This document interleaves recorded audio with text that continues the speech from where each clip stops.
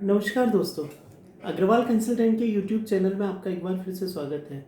जैसा कि आप जानते हैं, हम अपने चैनल के माध्यम से आपकी नॉलेज का अपडेशन, आपके रेगुलर बिजनेस के संबंध में, आपकी इंडस्ट्री के संबंध में हम लगातार करना चाहते हैं और हम किसी न किसी एक्सपर्ट को यहाँ बुलाने की कोशिश करते हैं। आज हमारे बीच में चार्टर्ड अकाउंटेंट शिवम अग्रवाल जी हैं, जो बहुत अच्छा एक्सपीरियंस रखते हैं और बहुत यंग एवं डायनामिक हैं।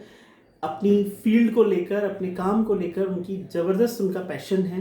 आज उनसे हम कुछ चर्चा करेंगे। अक्सर हम अपने बिजनेस में सर सुनते हैं टीडीएस और टीसीएस। ये टर्म्स ऐसे हैं, जनरल आदमी के लिए इनका क्या सरल शब्दों में अर्थ है, थोड़ा आप एक्सप्लेन करें सर। सर, ये दोनों ही शब्द जैसा आपने बताया बहुत ही जनरली यूज़ करे जाते हैं। टीडीएस का मतलब होता है टैक्स डिडक्टेड एट सोर्स, जबकि टीसीएस का मतलब होता है टैक्स कलेक्टेड एट सोर्स। अगर आप नाम से ही परिभाषा का पता करने की कोशिश करेंगे तो आप समझेंगे कि पहली जगह में हम टीडीएस काट रहे हैं और दूसरी जगह पर हम टीडीएस को कलेक्ट कर रहे हैं। यानी कि अगर मैं किसी इंसान को कोई पेमेंट करता हूं किसी भी चीज़ के एवज में, तो मैं उसे कहूँगा टीडीएस। और अगर किसी चीज़ के बिल के अगेंस्ट में अगर मैं कोई पैसा अलग से कलेक्ट करता हूं तो उसे मैं कहूँगा टैक्स कलेक्टेड एट सोर्स।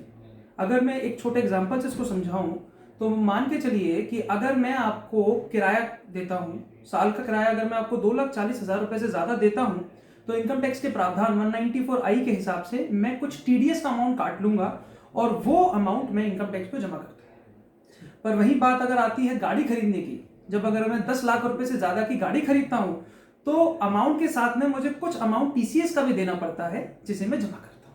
बहुत बढ़िया, आपने बहुत आसान शब्दों में समझाया टीडीएस टीसीएस के विषय में। तो मैं ये जानना चाहूँगा कि किस अमाउंट तक हमें टीडीएस काटना होता है और किस अमाउंट तक नहीं काटना होता है और उसका क्या टाइम फ्रेम रहता है, थोड़ा इसे और एक्सप्लेन करें सर। मैं इसमें बताऊंगा आपको कि टीडीएस काटने का time of deduction her section के हिसाब से अलग अलग होता है। ओके। जैसे कि अगर आप कमीशन की बात करें तो उसमें 194H एप्लीकेबल होता है। अगर आप प्रोफेशनल फीस की बात करें तो उसमें 194J एप्लीकेबल होता है। पर अगर जनरली देखें तो पेमेंट या बुक में एंट्री दोनों में से जो पहले हो उस वक्त ही टीडीएस को काटने की लायबिलिटी आ जाती है। ओके सर, इसमें जो टाइम फ्रेम है उसको लेकर क्या, जैसे नया फाइनेंशियल ईयर अभी अप्रैल 2021 या अभी कोई नया उसमें अमेंडमेंट जुलाई 2021 से आया है, तो उनमें कुछ कन्फ्यूजन्स क्रिएट हो रहे हैं। बहुत लोगों के दिमाग में काफ़ी डायलेमा बना हुआ है कि मतलब कहाँ से क्या चीज़ें इम्प्लीमेंट होंगी, कौन कौन सी चीज़ उस पर एप्लीकेबल होंगी, उसे थोड़ा क्लियर करें। अभी सबसे रिसेंट जो अमेंडमेंट आया है वो है tax on purchase and sale of goods. Okay. इसके लिए इनकम टैक्स एक्ट में दो नए सेक्शन लागू किए गए हैं। एक है 194Q और दूसरा है section 206C sub clause 1H। 194Q बात करता है टीडीएस की और 206 बात करता है टीसीएस की। जैसा मैंने आपको पहले बताया कि टीडीएस लगेगा जब हम माल खरीदेंगे और टीसीएस हमको कलेक्ट करना है जब हम माल को बेचेंगे। इसके अंदर जो प्रावधान लगाया गया है वो उन्हीं लोगों पर लागू होगा जिनका पिछले वित्तीय वर्ष में टर्नओवर 10 करोड़ रुपए या उससे अधिक रहा है। अच्छा। यानी कि कोई अगर यूनिट है जिसका टर्नओवर इस साल भले ही 100 करोड़ हो, पिछले साल अगर 10 करोड़ से कम था, तो उनको इन कानून का पालन इस साल नहीं करना है, उनके लिए इसकी एप्लीकेबिलिटी अगले साल से रहेगी। ओके सर, आपने अभी एक्सप्लेन करते समय दो सेक्शन बताए, तो इन सेक्शंस को जरा दर्शकों की सुविधा के लिए आसानी से समझा सकते हैं? जी मैं बताता हूँ।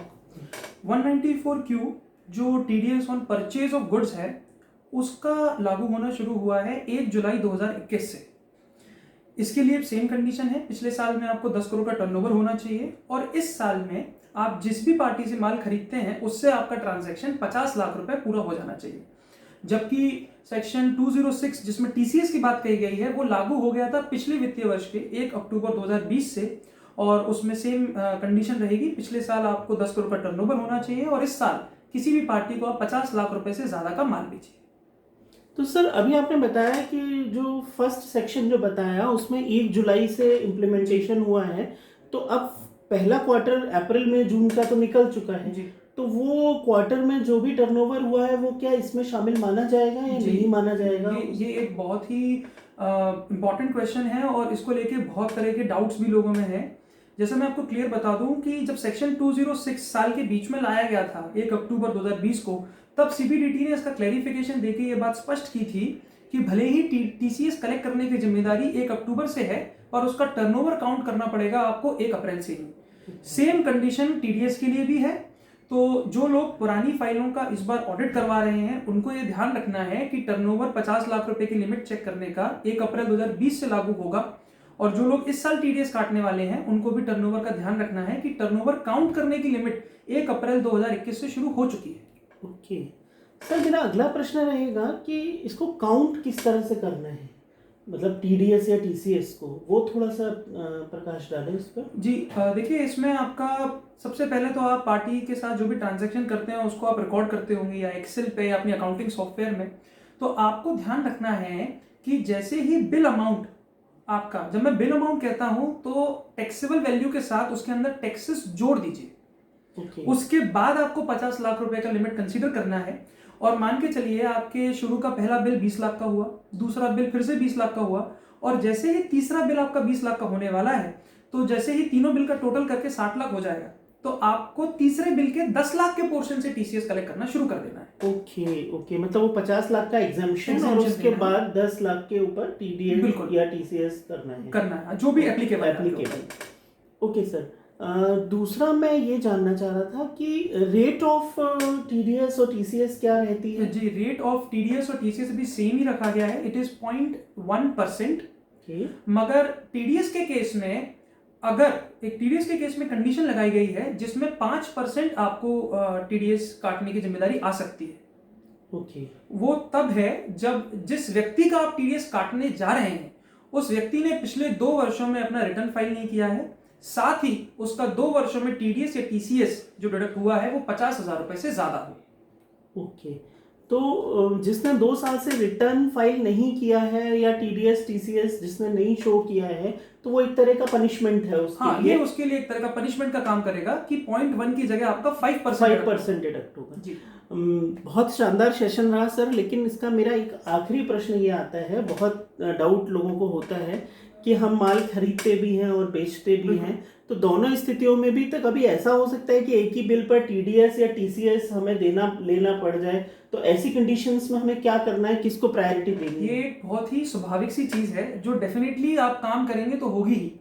कभी कभी हम किसी पार्टी से रॉ मटेरियल खरीदते हैं और फिर फिनिश गुड सप्लाई करते हैं, तो ऐसे केस में हमारा उससे परचेज भी 50 लाख से ऊपर हो सकता है, सेल भी 50 लाख से आगे जा सकता है। तो हम एक ही बिल के ऊपर क्या टीडीएस टीसीएस दोनों ही लगा देंगे? इसके जवाब में मैं कहूंगा कि सेक्शन 206 में क्लैरिफिकेशन दिया गया था और 194 में उसको अपडेट किया गया कि 194 क्यों प्रायोरिटी रहेगा 206 के ऊपर। इसका मतलब अगर किसी ट्रांजैक्शन पर टीडीएस और टीसीएस दोनों ही एप्लीकेबल हो रहे हैं तो आपको टीडीएस काटना है। पर मैं एक ध्यान के लिए बात बता दूं कि इसका मतलब ये नहीं है कि आप निश्चिंत हो जाएं कि सामने वाले ने टीडीएस काटने की जिम्मेदारी है तो मेरा टीसीएस से जिम्मेदारी हट गई है। इनकम टैक्स ने साफ साफ कहा है कि जिसकी जिम्मेदारी है उसको जमा भी करना चाहिए, अगर वो जमा नहीं करता तो फिर आपके ऊपर टीसीएस की लायबिलिटी आ जाएगी। Okay, thank you so much sir, बहुत एलेबोरेटली और बहुत आसान शब्दों में आपने इस कॉम्प्लिकेटेड सब्जेक्ट को समझाया है। और अग्रवाल कंसल्टेंट में आप पुनः हम आपको बुलाते रहेंगे, आपकी सेवाओं का लाभ लेते रहेंगे। इसी तरह की जानकारियों के लिए आप हमारे चैनल को सब्सक्राइब करें, लाइक करें और बेल आइकन को प्रेस करें। थैंक यू सो मच, नमस्कार।